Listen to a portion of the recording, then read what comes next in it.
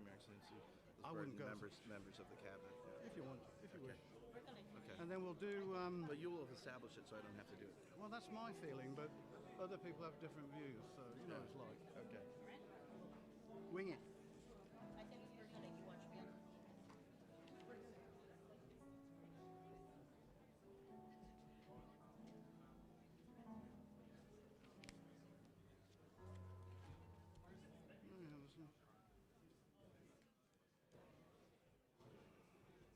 Oh, you didn't know. I'm good.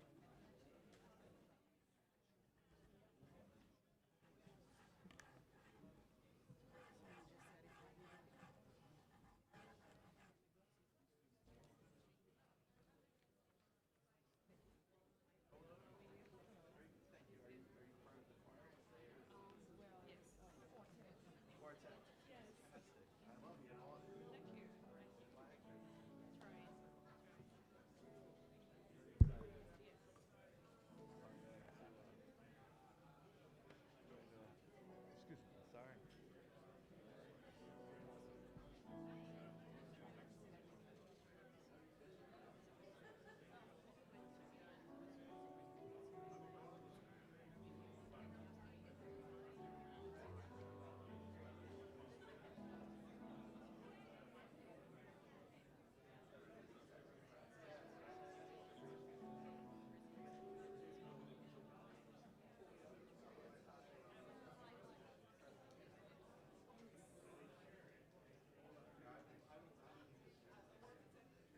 It's working.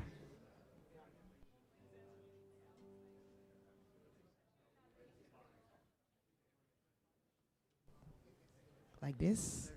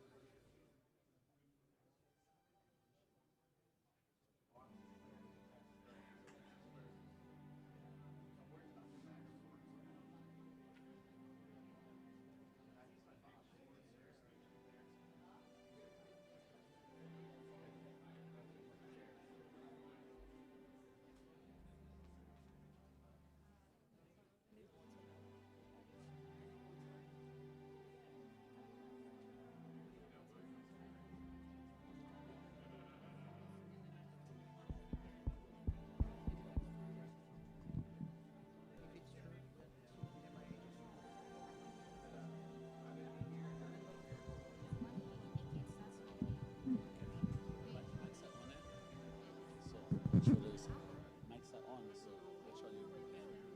That's why I'm so far up.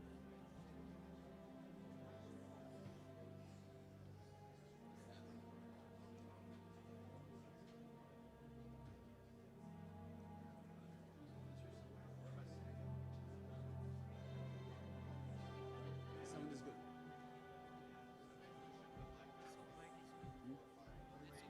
When she gets here, I'll just say stand for that round. This is just the three of us here. Four. Oh, you've got a pianist.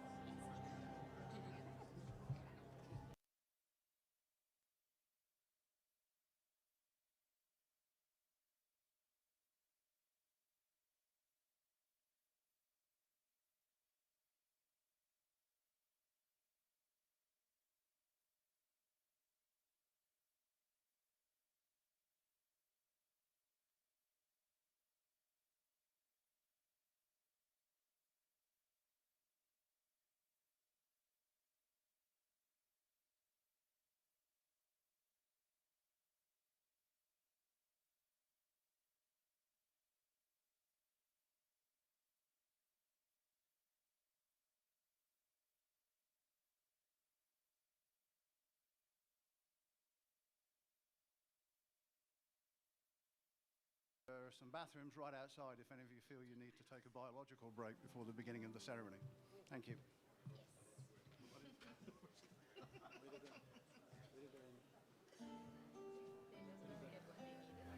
They're just going to get what they need. No, it's not 2 o'clock. It's 5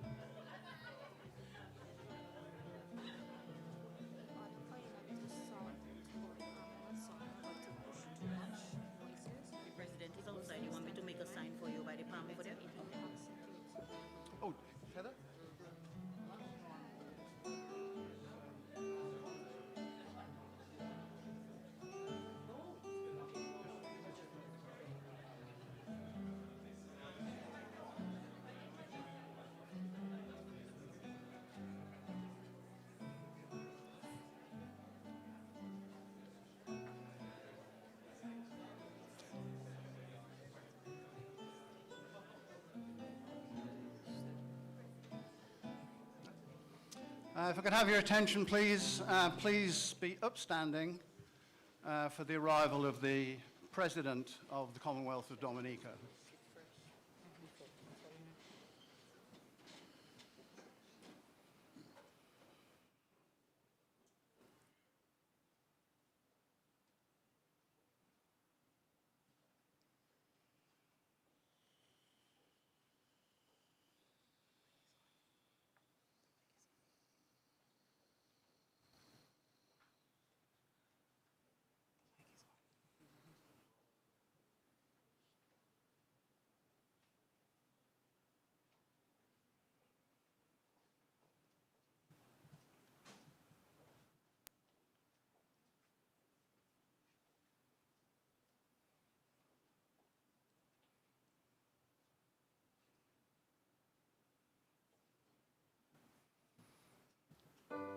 Please remain standing for the national anthems of Dominica, the United States, and Canada. I love beauty, I love splendor, eyes to all so sweet and fair. On the surely gaze in wonder at thy gifts so rich and rare. Rivers, valleys, hills, and mountains, all these gifts we do extol. Healthy life, so light all fountains, giving cheer that warms the soul.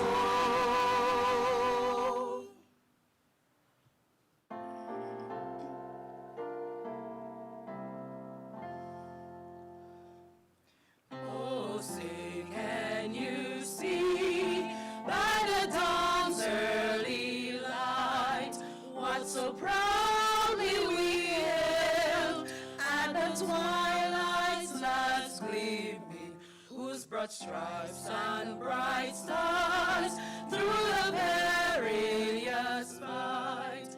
Oh, the ramparts we watched were so gallantly streaming, and the rockets' red glare, the bombs bursting in air, gave proof through the night that our flag was still there. Oh, say does that star-spangled banner yet wave? Oh, the land of the free and the home of the brave.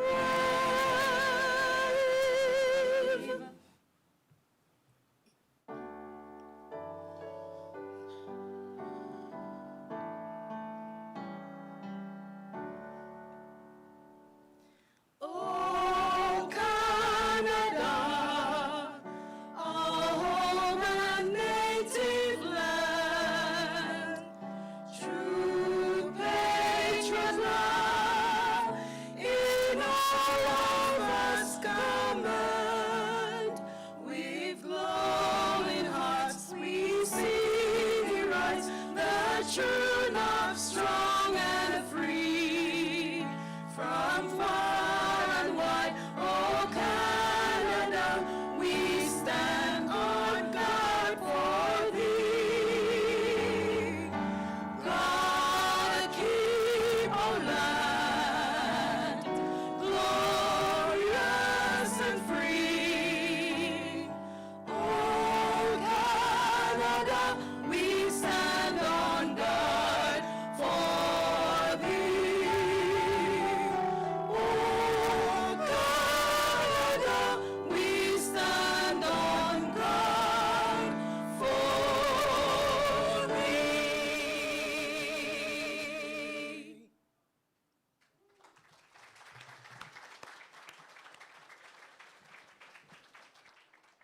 Please be seated.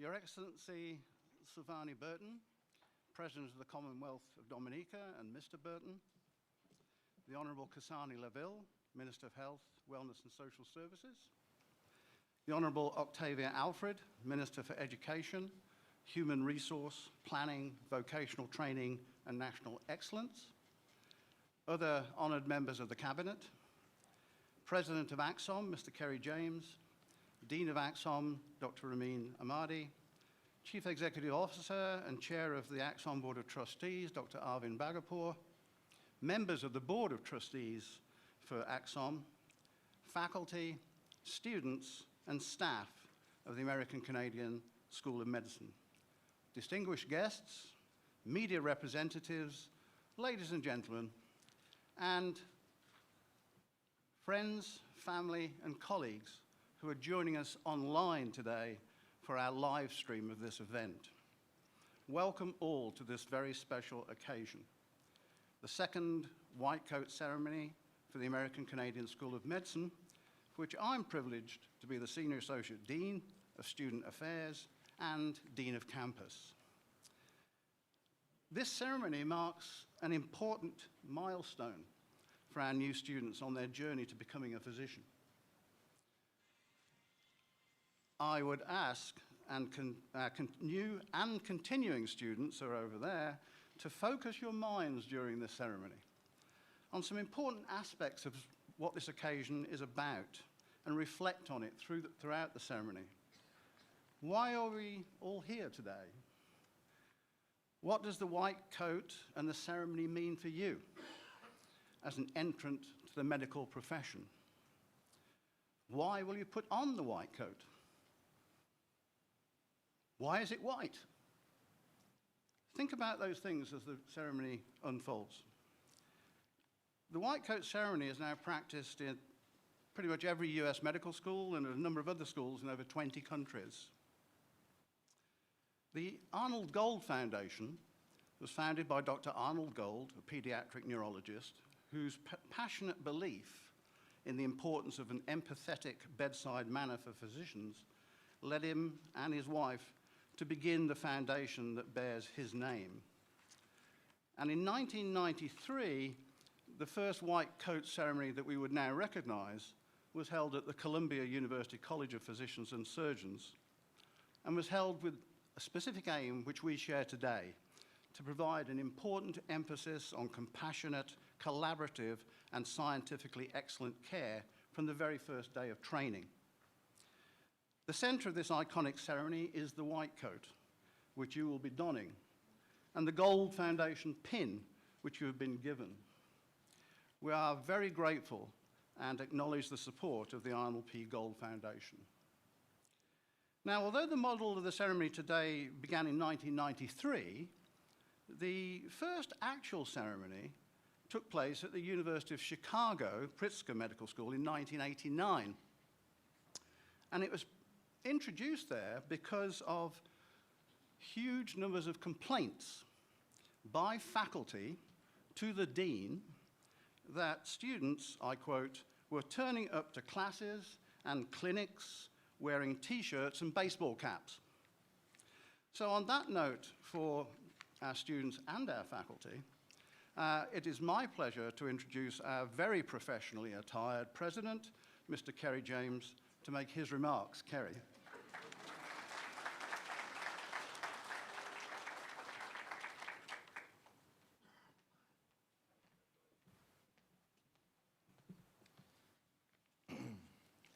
Good afternoon, Her Excellency Silvania Burton and the many members of the Dominican government and cabinet here today, our faculty, our students, our esteemed guests.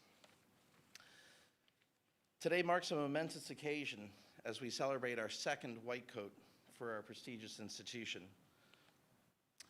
I wish to acknowledge the partnership with the government of Dominica, standing in this very campus, which stands as a testament to the commitment to excellence and innovation, a purpose-built campus for the training of medical students. To the January 2024 class, your white coat will symbolize responsibility, integrity, and the trust that society places in your hands. Our faculty stands by your side, guiding and inspiring you to become exceptional leaders.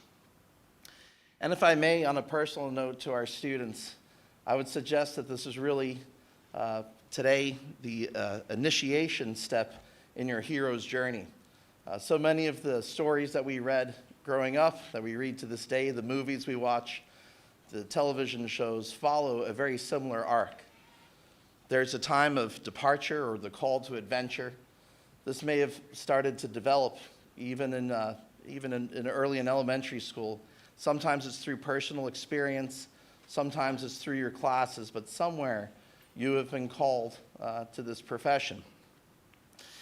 And there's also the very literal departure. Everybody had to leave their homes and leave their previous schools, professions to be here today. But today is really the initiation.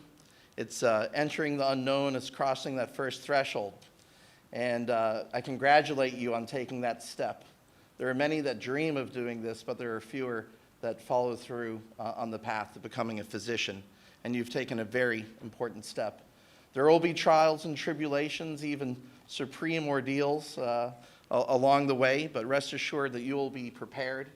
Our faculty, the resources that we have as a medical school, together, collaboratively, we will make sure that you are ready for your licensing exams. You will be ready to enter clinical rotations in the United States just 2 short years from now. I see that our first class, our inaugural class, is here in attendance, and they can tell you how fast that first semester goes and how difficult it is, but they performed brilliantly. And they have just 3 more semesters, and then it's on to full-time clinical rotations. At the end of this semester, they will be halfway through their training. And so very soon you will be welcoming a new class next August, and you can share your experiences. I'm looking forward to the friendships that you make, the relationships you develop as colleagues. You'll have many over the years from your training, but it starts here. It starts today, now with orientation, with the white coat ceremony, and your first day of classes on Monday. But I'm very excited for the journey that you have ahead. Eventually, in 4 short years, there will be the return. The hero comes home. It's off to residency, the specialty that you will train for and practice for the coming decades. And you'll be able to use your skills and really the fruits of that hard work to help society and really fulfill the promise that you have now as students. I would just end this by saying the hero's journey reflects the transformation of a medical student from a novice to a skilled, compassionate physician, ready to face the challenges of the medical world and contribute positively to it. I am excited for you. I'm looking forward to getting to know each and every one of you during your years here with the American Canadian School of Medicine, starting today. And congratulations and thank you. I would like to now introduce our Dean, Dr. Rami Ahmadi, to come to the podium.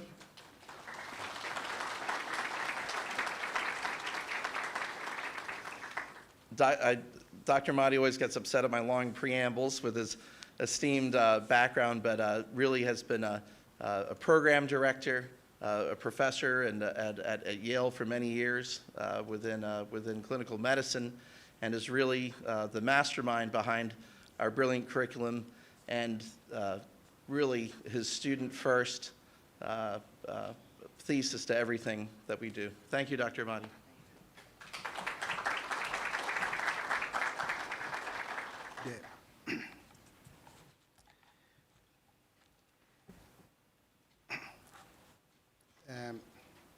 Your Excellency, is the protocol established? Do I move forward? Okay. Well, ladies and gentlemen, let me also welcome you to our second white coat ceremony. It's really an honor and privilege to address you all on this special occasion. First and foremost, I want to express my sincere gratitude to the government of Dominica and its esteemed Prime Minister for the unwavering support of our institution.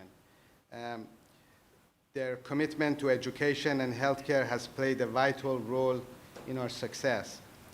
And we are truly grateful for this ongoing partnership. As someone who comes from Middle East and has lived in United States and Russia in various times, I can confidently say that I never saw a government that I liked until I arrived here in Dominica.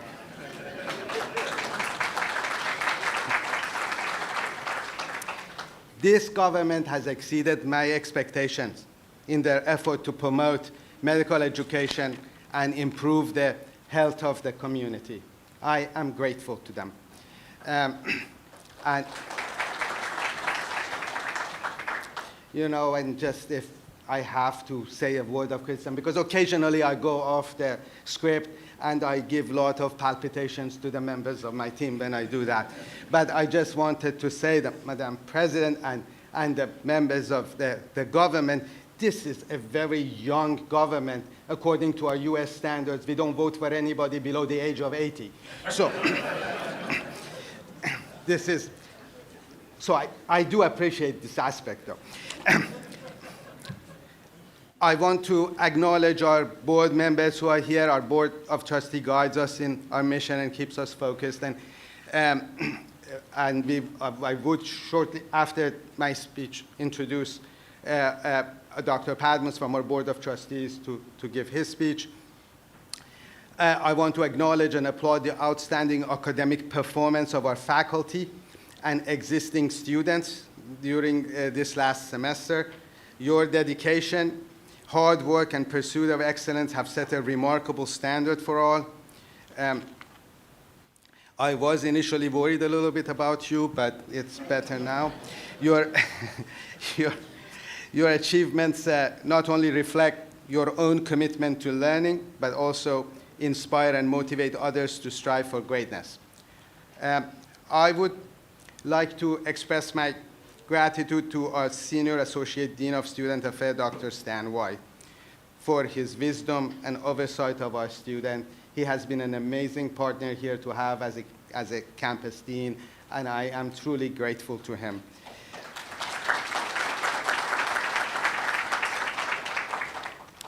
And additionally, I have to really acknowledge the efforts of our senior advisors, Dr. Jeff Wong and Dr. Leo Wiley, who practically they serve like the associate deans for faculty development and diversity, equity, inclusion, and community engagement and research and so forth. And they have been fabulous, invaluable colleagues. You will hear later from Dr. Wiley. Again, I would introduce her. She is our keynote speaker today. I would be remiss if I did not acknowledge the invaluable contribution of our team from information technology. I know Sir Elliot Pollock, our chief, is here, admissions, and Jennifer Bachman and her team, Dr. Winkler, student support services, and his team, our staff support services. I can't name every single one. I will remember to name my super organized executive assistant, Olinka Omodan. You all are a wonderful team to work with and really help to smoothly function every day. Your commitment to our students' success is truly commendable, and I really extend my heartfelt appreciation to each one of you. Today, we also welcome new faculty members, 2 new faculty members who arrived from a very long journey, finally yesterday on the island. If you could stand up, Michael and Tanya, just so that, because you're new faces and I want everybody to see you.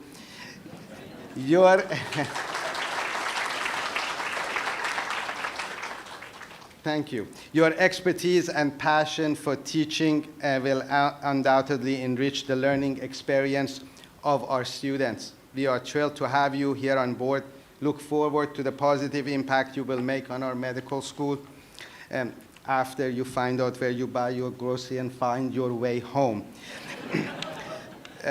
Furthermore, I want to acknowledge the leaders of Mount Royal University and celebrate our new relationship with them. I would like to acknowledge you. If you could stand up, Dr. Karim Daramsi, the Vice Provost of Academic Affairs. Dr. Melanie Radbourne, Associate Dean of Science and Technology.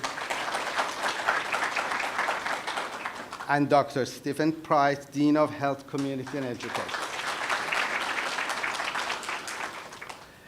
So I was their guest last week, about a week ago in Calgary. It was very cold and it wasn't their fault. And I really saw their commitment to the excellence and serving the underserved community firsthand. I also saw their commitment to working with their indigenous community. Their work on indigenization has accomplished a great deal. The principles of truth, reconciliation, and decolonization drives their laudable effort. We have a common interest in working with our local indigenous communities. And I think you will hear more about that from our keynote speaker, so I will leave more of that talk for later. But this partnership opens doors to new opportunities for collaboration, research, and academic growth. Axon will provide a unique opportunity for Mount Royal University students, especially those coming from disadvantaged and underserved communities. We hope to have faculty exchanges and joint research projects. Together, we can create a brighter future for our students and the field of medicine. To the parents and family of our new students, I want to thank you for trusting us with their education and training. Please rest assured that we will take excellent care of them and understand the significance and importance of our responsibility.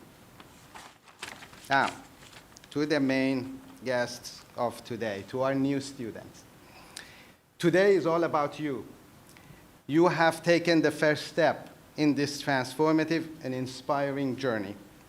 As you embark on the path to becoming healthcare professionals, always remember the importance of healing. Healing goes beyond the physical. It encompasses the emotional, mental, and spiritual well-being of individuals. Embrace the long-standing tradition of healers in every community around the world, which emphasizes compassion, empathy, and the pursuit of justice. Let these values guide you in your interactions with patients, colleagues, and the community at large. Today, you shoulder a new responsibility. You accept responsibility of having another person's life in your hands. You will make life and death decisions. You will encounter patients from all walks of life with varying social and financial backgrounds. You have taken an oath to treat all patients equally and make the best decision possible for their health. This often means advocating for those who cannot speak for themselves or do not have the resources to navigate the healthcare system successfully. Healthcare systems, like other social circumstances, are not always fair and equal. But now you have an obligation to be the voice for the voiceless and the power for the powerless. You are taking an oath to be the moral compass of the healthcare system and protect your patient. And this is not an easy task. Let me remind you of a fictional character. It's my favorite fictional character, Dr. Stockman, in Ibsen's brilliant play, An Enemy of the People. Dr. Thomas Stockman is a medical officer who discovers that the public baths, which are vital to the prosperity of his native town, are contaminated. When he refuses to be silenced, he is declared an enemy of the people. Dr. Stockman stands his ground because of his principles and moral standards, even when the public does not appreciate it. Staying true to the pledge you will take today is no easy task, but it will be rewarding. Not because you will always be appreciated, but because you have dedicated yourself to this cause and will uphold your moral and ethical standards in the face of adversity. This is how many generations of healers have served their communities, and you are walking in the worthy and honorable path. Today is a special day for each one of you. I would like to congratulate you on reaching this significant milestone. The white coat you received today symbolizes not only your dedication to the field of medicine, but also the trust and responsibility that comes with it. It represents the privilege of caring for others and commitment to uphold the highest standards of professionalism, ethics, and compassion. As you wear this white coat, remember that it is not just a uniform, but a symbol of trust. Patients will look to you for guidance, comfort, and healing. They will trust you with their lives. And it is your duty to honor that trust by providing the best possible care. Throughout your medical education, you will face challenges and obstacles. There will be moments of self-doubt and exhaustion, to be sure. Your colleagues can tell you. But always remember why you choose this path. Remember the passion that ignited your desire to become a healthcare professional. Let that passion fuel your determination to overcome all these hurdles along the way. And as you embark on this journey, I encourage you to embrace the power of collaboration. Medicine is a team effort. And the best outcomes are achieved when healthcare professionals work together. This is why you spend most of your day in small team working together. Seek opportunities to learn from your colleagues, both within and outside of your field. Embrace diversity and the value that unique perspectives and experiences that everyone brings to the table. Never forget the importance of self-care. As healthcare professionals, it's easy to prioritize the well-being of others over our own, but remember that you cannot pour from an empty cup. Take time to recharge, to rest, and to nurture your own physical, mental, and emotional well-being. By taking care of yourself, you will be better equipped to care for others. Lastly, I want to remind you that learning does not end with the medical school or those group classrooms. Medicine is an ever-evolving field, and it's crucial to stay updated on the latest advancement and research. Commit yourself to lifelong learning and professional development, and seek out every opportunity to expand your knowledge and skills. I want to congratulate each of you on this very special occasion. The white coat you received today is also a reminder of an incredible impact that you can have on the lives of others. Embrace this responsibility with humility, compassion, and a commitment to excellence. Thank you, and congratulations again.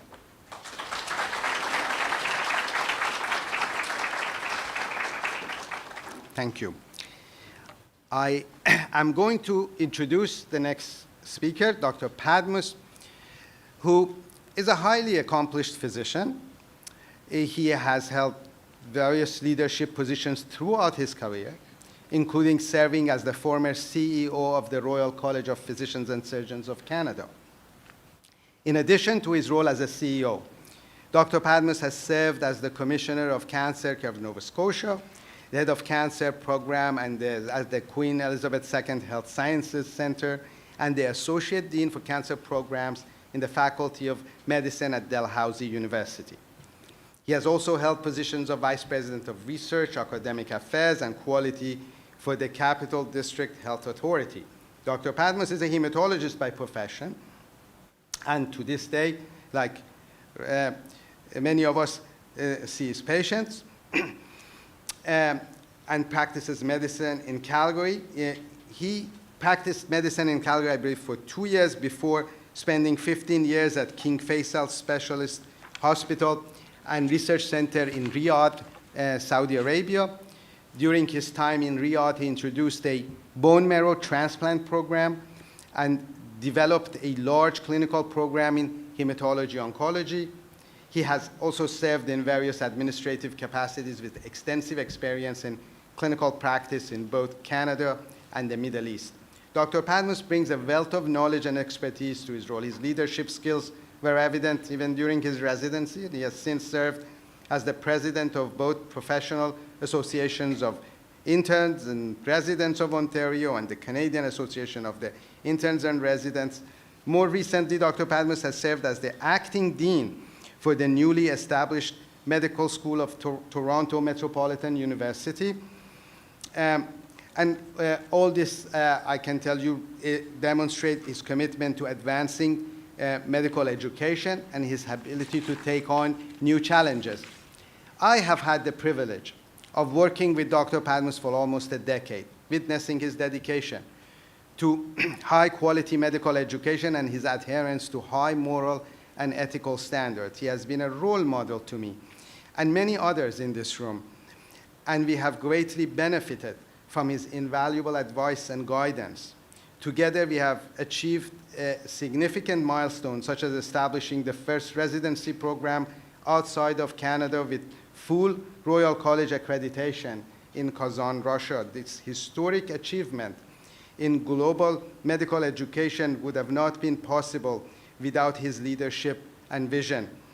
I am confident that we will continue to make history together and contribute to the advancement of medical education under his guidance. Ladies and gentlemen, Dr. Andrew Padmus.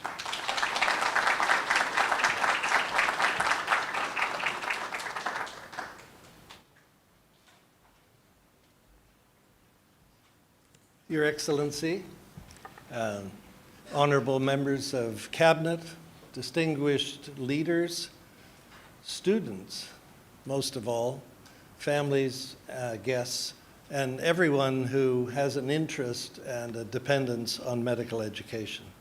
I want to first say that my wife Patricia and I have joined our first visit to Dominica, and thank you for the warm and wonderful reception we've had from so many Dominicans that we've met and others that are here.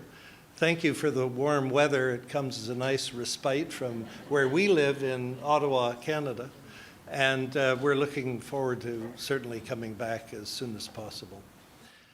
I also would like to thank you on behalf of the Board of Trustees for the American Canadian School of Medicine for your support for the school that is setting off in new directions with a new crop of students this year. To the students, I want to say congratulations.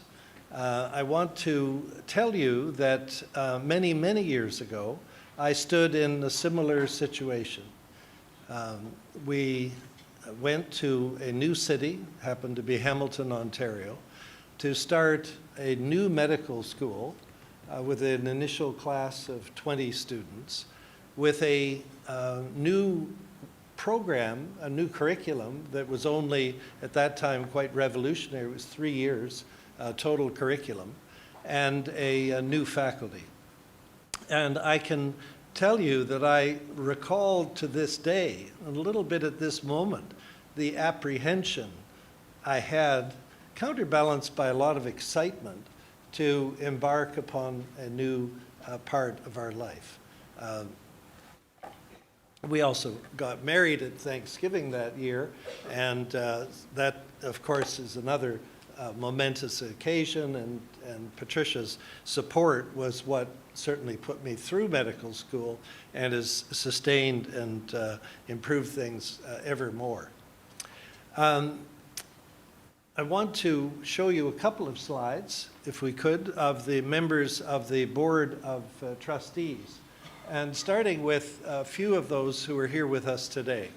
Dr. Arvind Bagapur is the CEO and the chair of the Board of Trustees, and a person of incredible vision that and also, as most of you may know, a graduate of this very medical school when it was under the Ross University School of Medicine. And someone who has passion to bring back to Dominica and this very school the force of and the excitement of medical education. And it was an intersection between Dr. Bagapur and the Honorable Hubert Charles, former ambassador to the United States, but at the time ambassador to the United Arab Emirates, which allowed for a conversation that moved the School of Medicine, the American-Canadian School of Medicine, from its temporary location in the Emirates to here in Dominica. So on behalf of the board, we're recognizing these two individuals as present at the very birth of the idea of the school here in Dominica. In addition, we have with us here Dr. Diana Pino. She's a board member. She's a PhD in education, higher education management, and comes to us from Houston, Texas. I mentioned that Ambassador Charles is with us. Dr. Sanjeev Chopra isn't. He's a world-famous Harvard-based gastroenterologist and has been contributing to the board meetings with his wisdom, his insight, and his experience.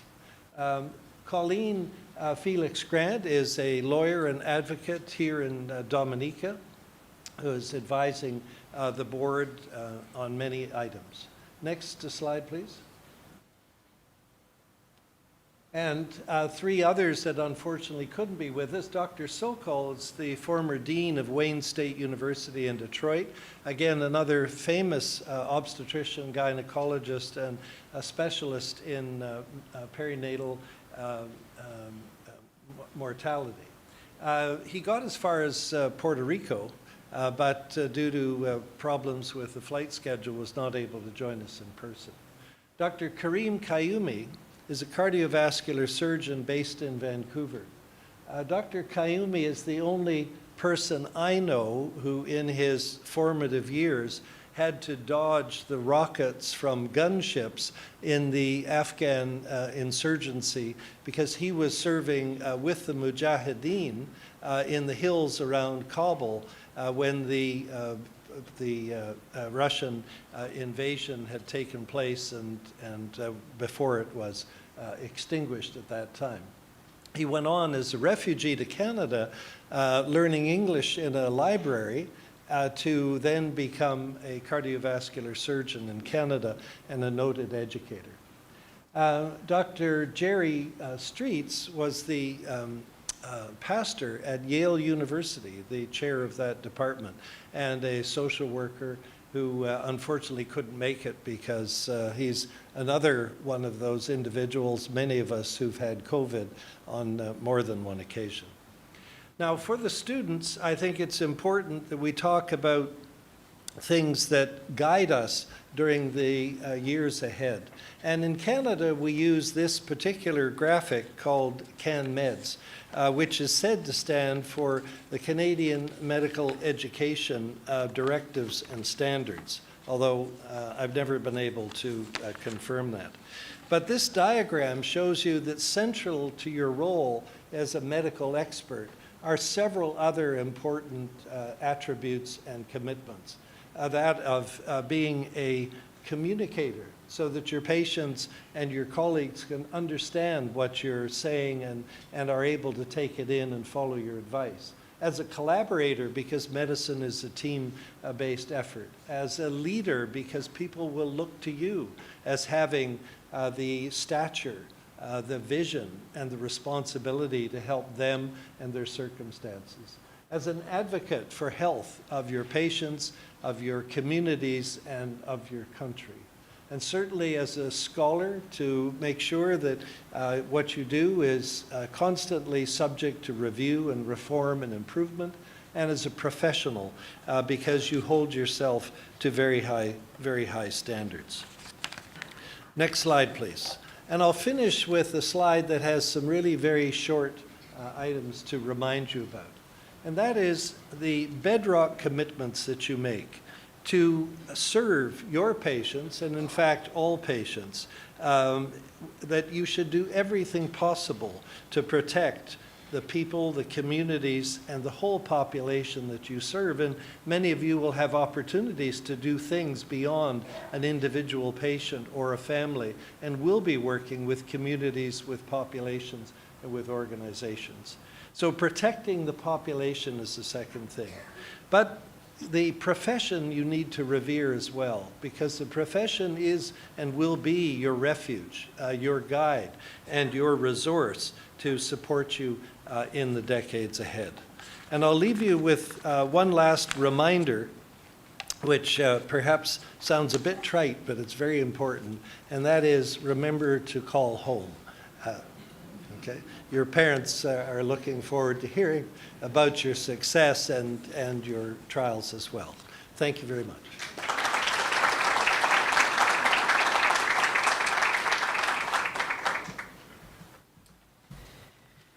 Okay, I have the pleasure and privilege of introducing our keynote speakers for this, our second white coat ceremony.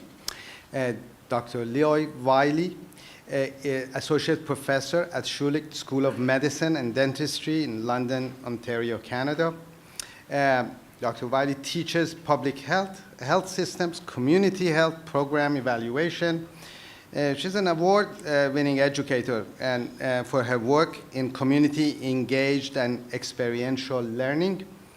She's been a health service researcher who had focused on health equity and organizational change.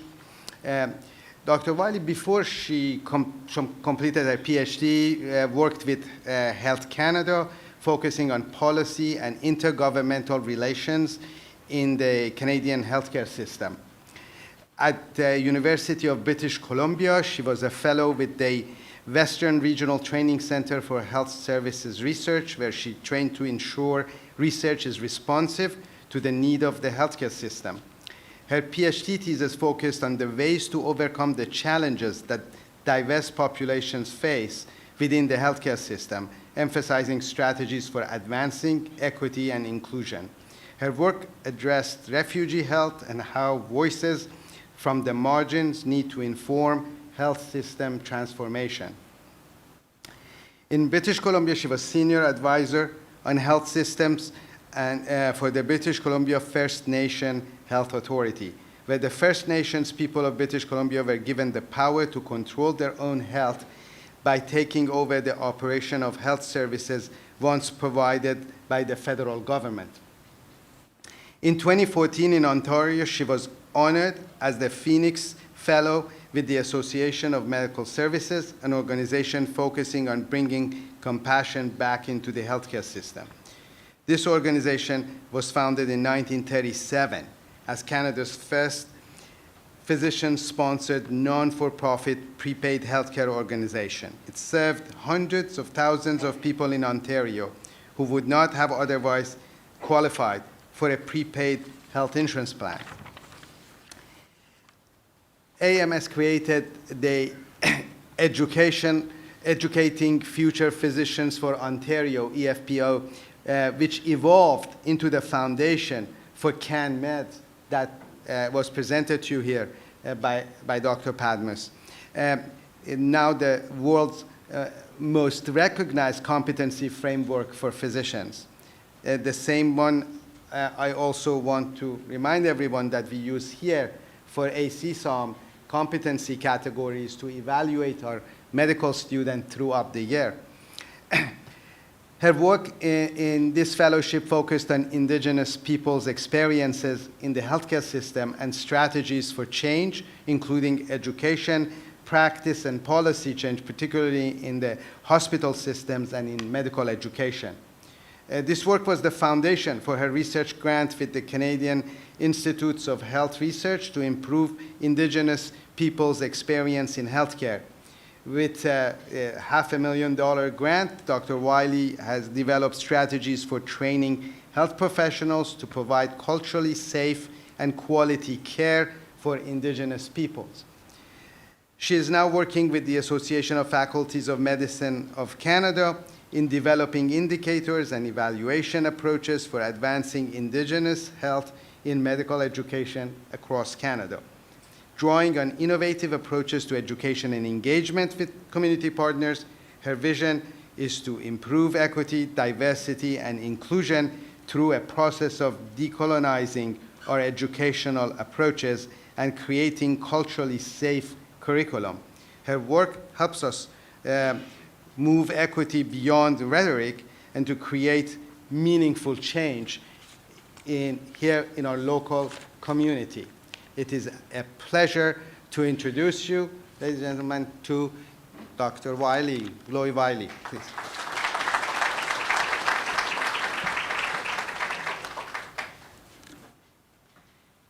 Thank you so much, Ramin, for that introduction, and thank you all for being here and joining us today for this exciting ceremony.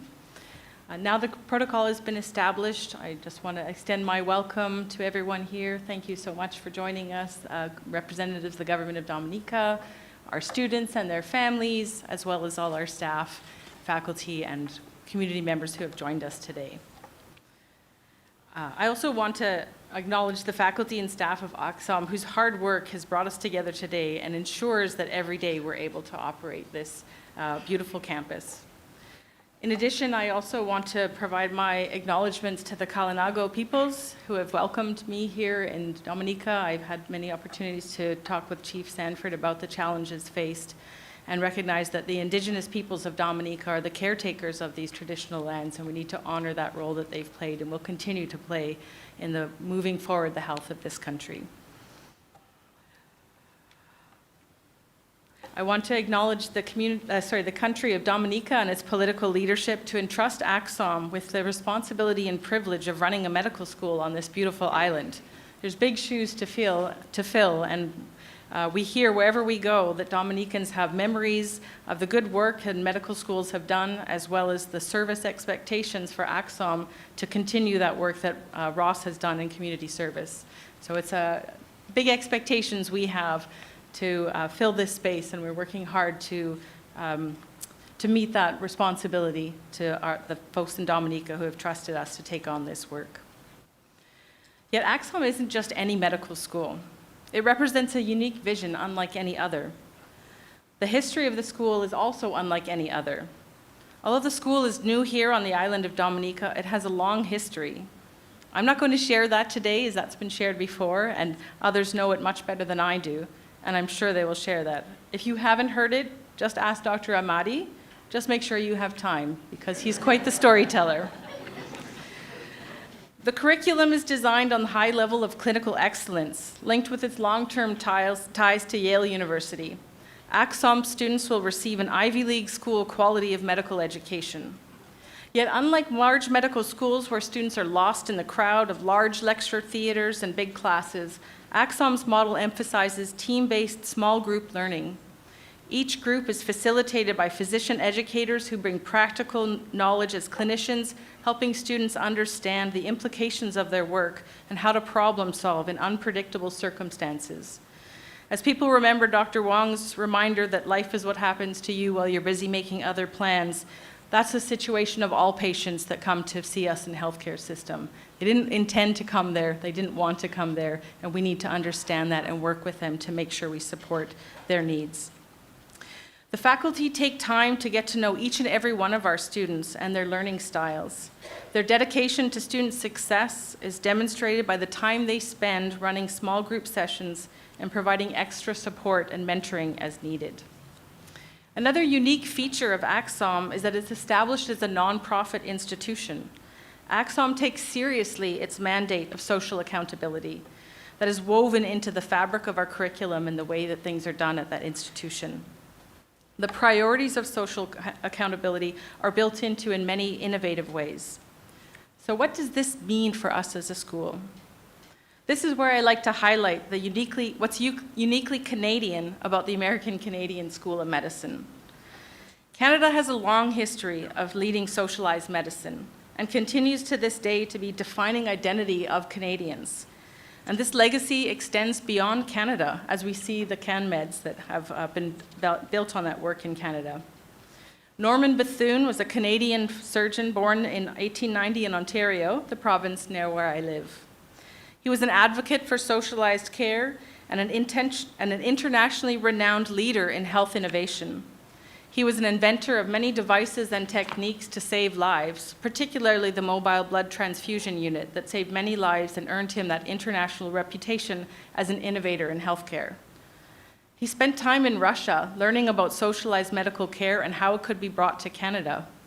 He advocated for universal healthcare in the 1930s, but he was ahead of his time, and it wasn't until Tommy Douglas in the 1940s when Canada embarked on this path to universal healthcare, available and free to all, a change that continues to define what it means to be Canadian and why many people come to Canada because of our healthcare system. Instead, Bethune chose to practice medicine in China, where he aimed to bring modern medicine to the rural countryside in China and establish the tradition of barefoot doctors, where local villagers were trained in anatomy and basic wound care. He died serving the people of China, getting an infection from a wound he got performing surgery. He's now recognized in the Canadian Medical Hall of Fame for his innovation and commitment to healthcare for all. And in China, he continues to be honored as a hero for his commitment to the health of their people. In Canada, we honor this legacy by continuing to advance equity for all and universal access to healthcare. So what does this look like today? Canada is making strides to address inequities within the healthcare system, starting with rethinking the way that we train medical students. Medical students need to gain skills in clinical excellence, but we also need our health professionals to bring compassion and empathy to the healthcare experience. And so many times that's been left behind. I just recall at a patient experience conference I was at where someone said the everyday experiences that we have as health professionals are actually life-changing moments for our patients. And that's something that we can never forget. And we need to make sure that our physicians bring that compassion to ensure every patient has the dignity when they are accessing care. So this means that while we teach clinical excellence, we also teach our students to understand the social determinants of health, to understand how biases within the healthcare system undermine health equity, and how to change those practices, how to ensure that everyone is able to get health care that they need. The CanMed competencies, created by the Royal College of Physicians and Surgeons of Canada, continues to define excellence in medical education and sets the standards globally for the expectations of physicians. So thank you for Dr. Padmos for sharing the CanMeds already with the team. But AXOM follows those competencies that outline the qualities we want to see in physicians: professionalism, communication, collaboration, leadership, advocacy, and scholarship. Yet we still have work to do and have made strides in recognizing and addressing inequities that are perpetuated in the healthcare system. Indigenous peoples in Canada continue to have the worst healthcare status due to inequities across the entire determinants of health, like education, housing, employment, and access to care. Our path to reconciliation in Canada means that we need to change this situation. Physicians will play an important role in ensuring the healthcare system meets the needs of Indigenous people. Canada is leading this work to bring principles of equity, diversity, inclusion, and decolonization in healthcare. It's not an easy task, and it's something that will take a long time. Transforming the healthcare system is hard work and requires us to maintain a long-term commitment. Research has shown that organizational change is slow, and sometimes people have said it could take up to 17 years to see change in the healthcare system. So we look to you, young folks here now starting your career, to help make those changes that we like to see. The work in equity aims to ensure that perspectives of people who have been marginalized in the healthcare system now inform their care, ensuring that diverse values are embedded in the way that we design and deliver health services, as well as how we ensure everyone has access to the basic necessities to live a healthy life. So what do these principles mean for the work of AXOM? Firstly, I want to speak about the faculty. Their commitment to social accountability means that the curriculum will embed those values of equity, where they teach the students about physiological health, but also the health of the community, where the research taken on will be based on the needs and desires of the people of Dominica, who's welcomed us here on your island. We need to be strong partners with Dominicans to ensure that we are demonstrating those commitments of reciprocity. The apologies. This means where the research that we take on will be based on the needs and desires of the people of Dominica. In addition, this means also ensuring that the research follows ethical principles of ensuring the community has ownership of their data and the research that is done on their priorities. This means creating ethical guidelines and oversight to ensure respectful research practices that take direction from the community and ensures the outcomes support community health. Particular attention will be paid to ensure Kalinago peoples are partners in research and have ownership and control of their data and decide how it's used to inform improved health of their community. Drawing on some of the hard work of Indigenous peoples in Canada to overhaul harmful research practices that pathologize indigeneity rather than recognizing how colonization makes people sick. So what does this mean for the people of Dominica? That ACSOM aims to learn from you about how we can support improving the health of the population and the revitalization and innovation of the healthcare system in Dominica. It's exciting to see the investment in new health centers across the island being built. This strong commitment from the government of Dominica is the foundation of this revitalization, and we hope to play our part to support that work. Our Diabetes Day last November was a great example of community service orientation of our school.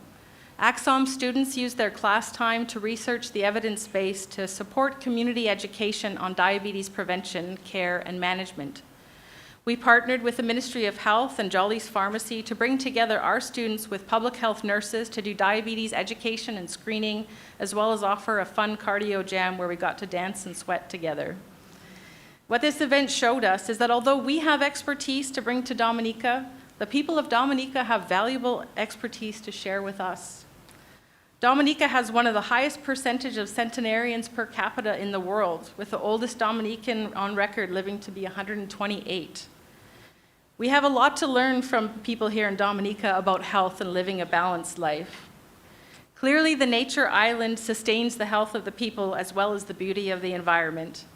Maybe we'll eventually convince our dean, Dr. Amati, that nature's not out to get us, but can be sustaining our well-being. But today is about our students. And what I've outlined above is the foundation of knowledge and commitment that ACSOM and the people of Dominica bring to support you as you embark on your journey to become a physician. Yet as we know, the best partnerships are based on reciprocity. We bring these resources and values to provide you with the highest quality medical education that offers excellence and innovation in teaching and community-engaged learning. ACSOM's created a classroom environment that's more like a community of learning, where you're supported and nurtured, while also challenged to be the best you can be. Embarking on a career in medicine is not something to be taken lightly. It's hard work now and for the rest of your careers, but the rewards are manyfold, and as Carrie said, it's your hero journey. As we will hear in your pledge, we expect you to dedicate your life to the service of humanity. That's no small task. And we won't wait till you've completed your education, but have ensured that community service is integrated into the curriculum. While you're here on the island of Dominica, we expect you to serve the population here as best you can, while learning from them about the values of life.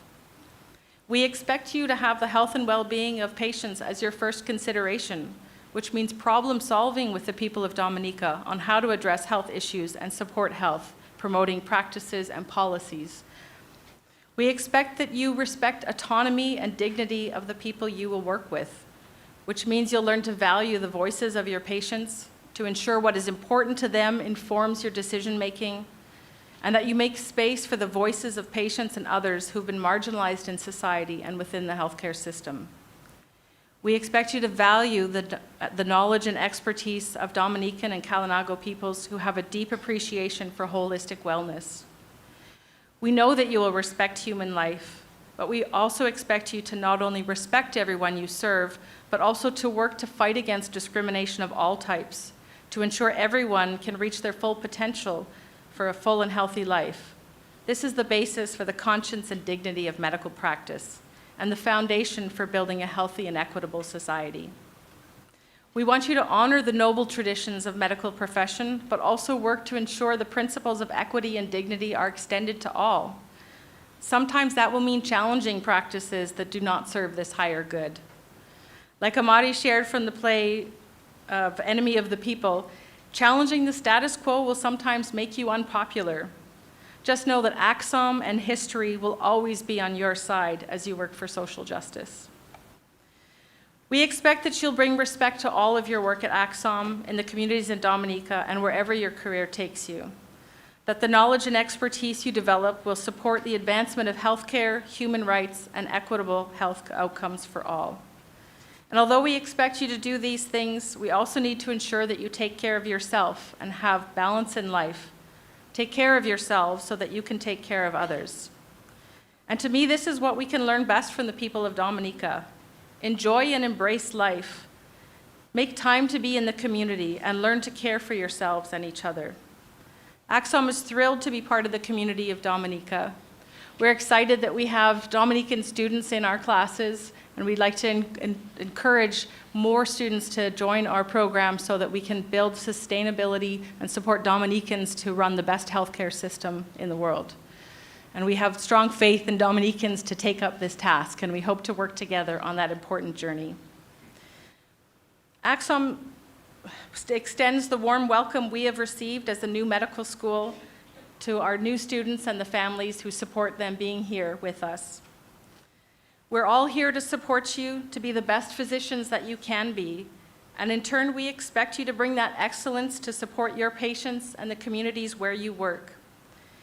We have faith in you, we are all here for you, and we know you will make us proud. Thank you.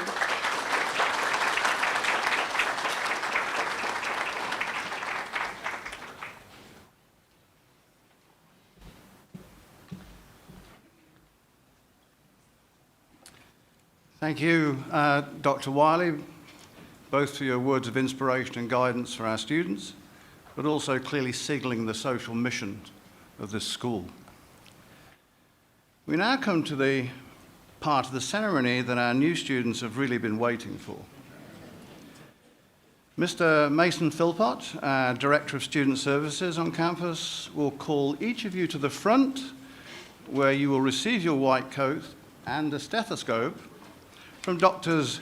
Abrakimova and Dr. Kondrytuk. Mr. Philpott.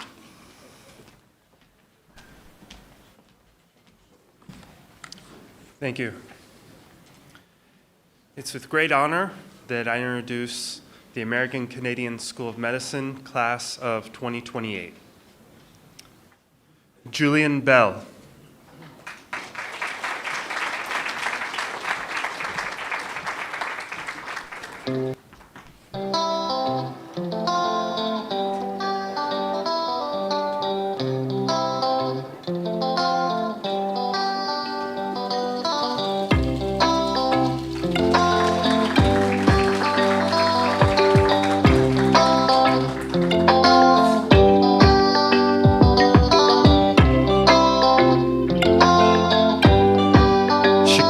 Pringle.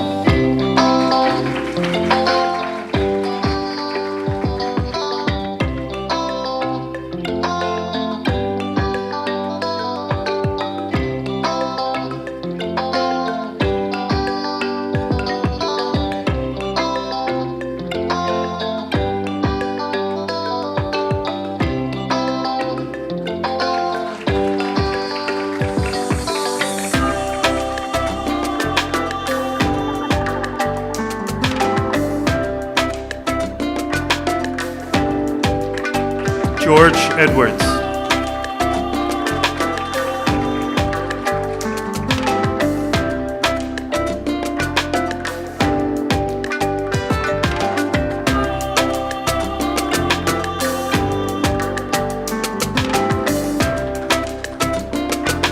Maren Dawson.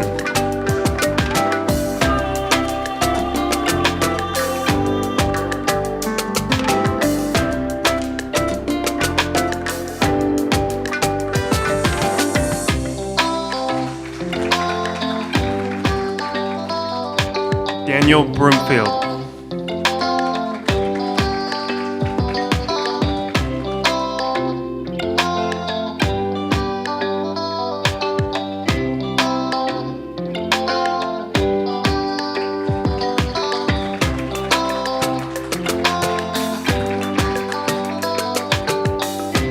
Q Bruni.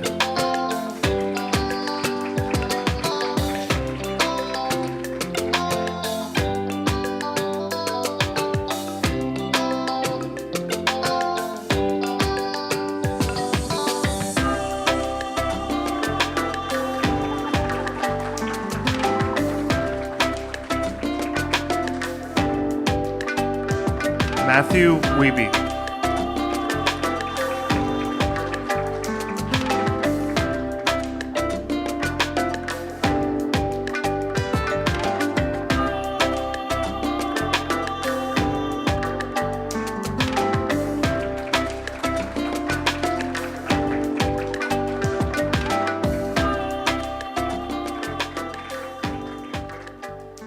Maureen Famosa.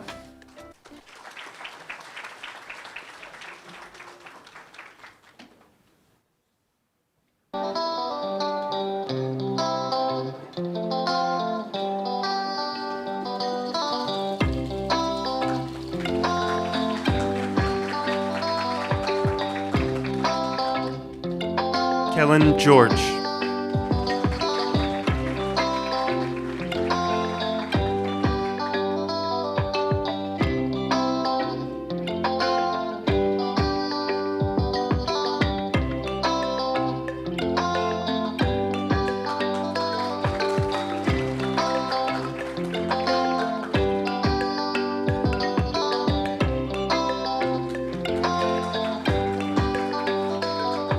Frida Teta Oklu.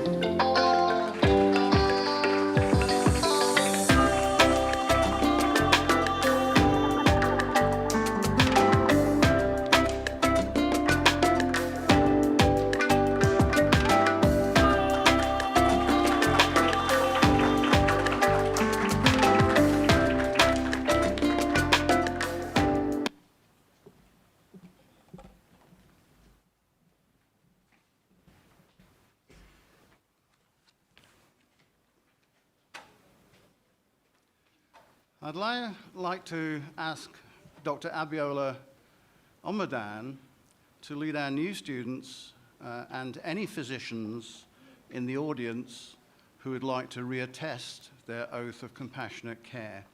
The words of the oath are printed on the back of your programs. Dr. Omadan.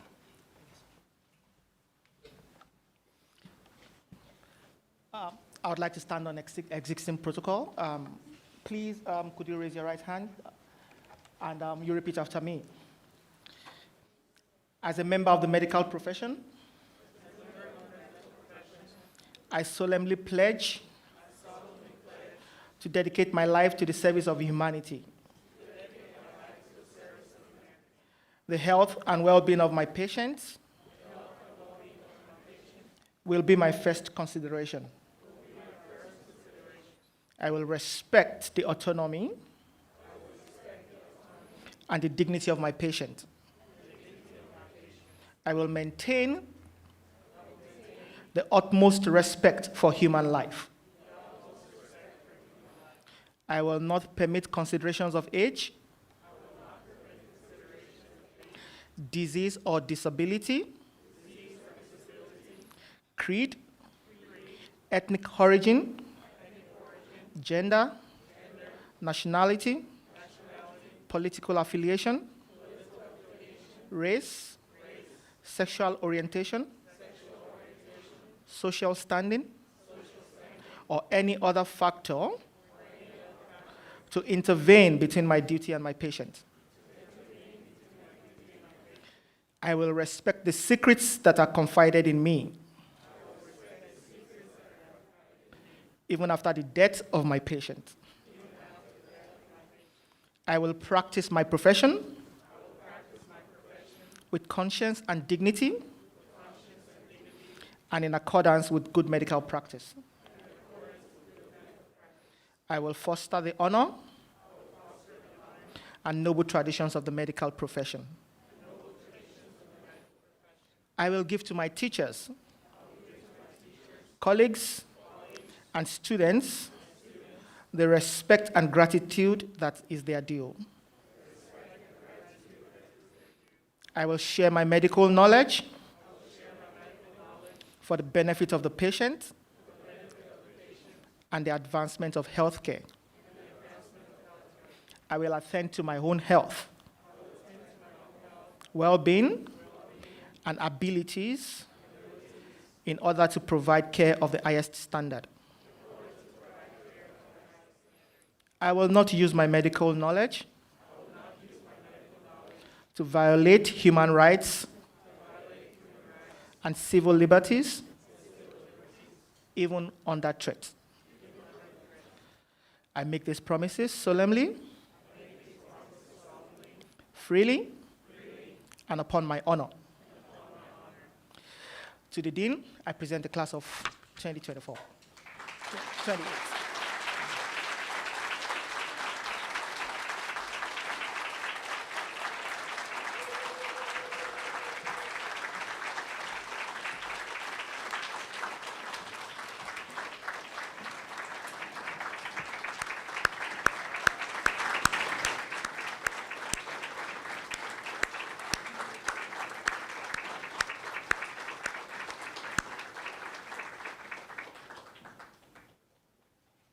Thank you, everyone.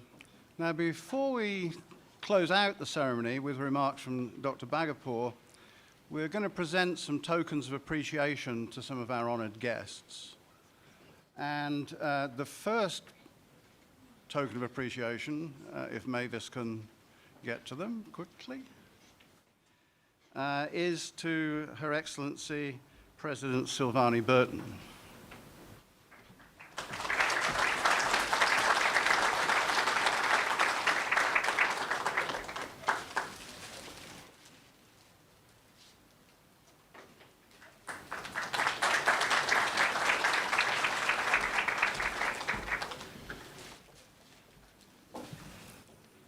The next gift, which for me illustrates one of the benefits of being the President's spouse, is a gift basket to Mr. Burton,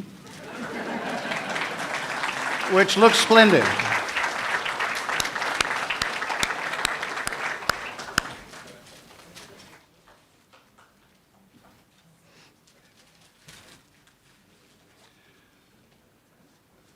The next gift is to the White Coat Speaker, Dr. Wiley.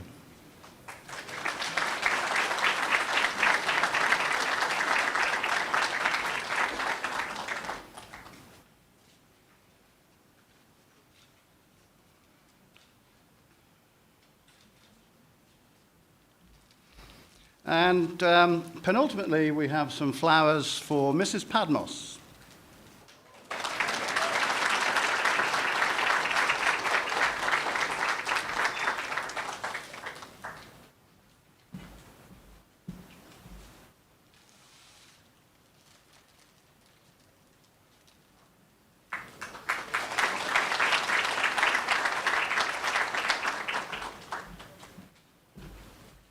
And finally, before I turn into an Interflora representative, it's a great pleasure to present a bouquet to the dean of the wife of the campus dean, who is my wife. So.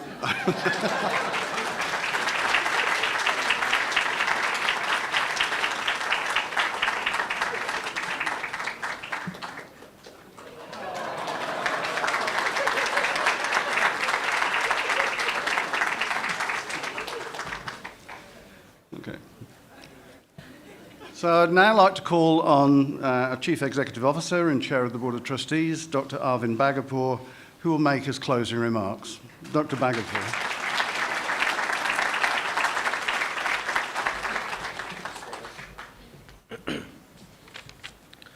Welcome, everybody. Thank you for being here. Most importantly, thank you, new medical students, for being here. I sat in this very classroom and went to school at Ross University School of Medicine.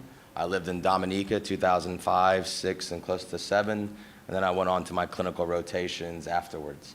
So I understand, and I've been through this journey and voyage that you all will go through. And everybody here, part of the university, is here to guide you through that journey. And I'm going to talk about 3 things today, and I'm going to keep this pretty short. And these are 3 things I want to talk about. One is you, the second is us as American Canadian School of Medicine, and the third is the community. So I'm going to go on script right now because I want to make sure I don't mess this up, but I'm very, very excited to have the new class and the existing class all be here with everybody else. And before I get too far in, I'd like to thank my mother and my father and my family and my brother, who's also an interventional radiologist, and everybody that helped me become the physician that I am. So good evening, good afternoon, distinguished faculty, proud families, and most importantly, our future medical professionals.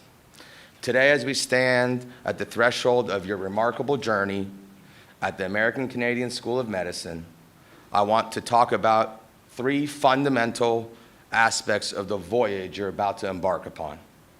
Firstly, I'd like to talk about you, the brave hearts entering the world of medicine, the brave hearts that came here to American Canadian School of Medicine.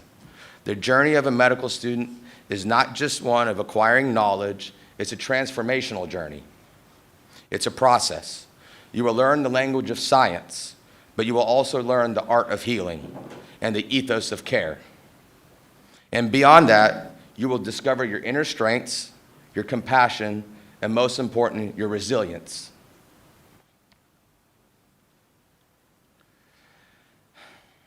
Remember that your white coat that you're wearing today, that you just got put on you, symbolizes not just a responsibility, but also a self-reward that comes from countless hours of dedication and your profound privilege of serving others. Secondly, at the American Canadian School of Medicine, we're not just your educators. We are your guides, your mentors. We are here to shepherd you through the rigors of medical education. Our commitment is not only to impart knowledge upon you, but also to nurture you through your journey towards becoming a compassionate doctor who will make a difference in the world.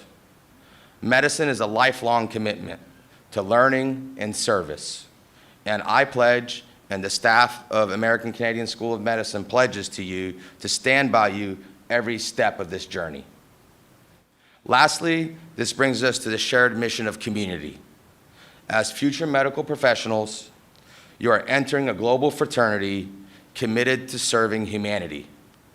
Here in the beautiful country of Dominica, we are uniquely positioned to contribute not only to the local community, but also to the broader North American landscape and beyond. Our practice of medicine goes beyond borders, touching lives, healing communities, and binding us together with a common purpose. In closing, remember that your journey in medicine is a story of growth, of service, and community.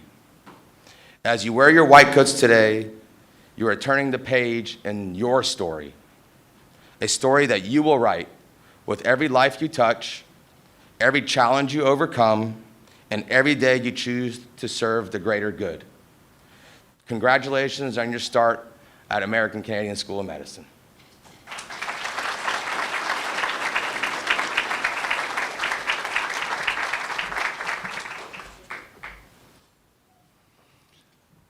I'd now like to ask everyone to stand to allow Madam President Burton to exit the hall.